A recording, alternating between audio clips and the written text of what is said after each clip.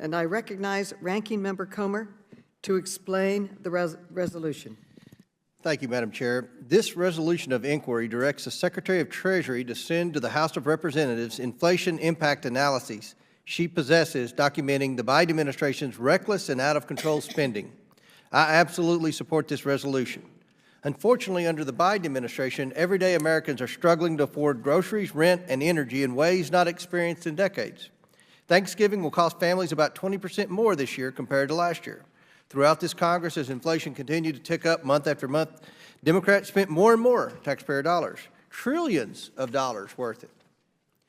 First, there was the alleged COVID relief slush fund they shoved through using reconciliation. That cost almost $2 trillion.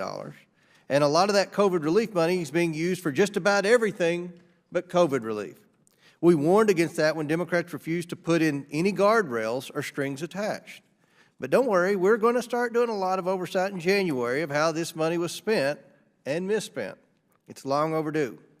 Next, Democrats pushed through a giant infrastructure spending bill. Again, hundreds of billions of dollars being shelled out when the American people are suffering under the weight of inflation. They then passed the ironically named Inflation Reduction Act because it does not reduce inflation, but it does spend hundreds of billions more taxpayer dollars. And what's worse is the Democrats knew that all this spending would contribute to inflation. Liberal economists warned about it. Larry Summers warned multiple times starting in February 2021 that President Biden's spending was dangerous to the economy. And even congressional Democrats knew their spending was harming the economy.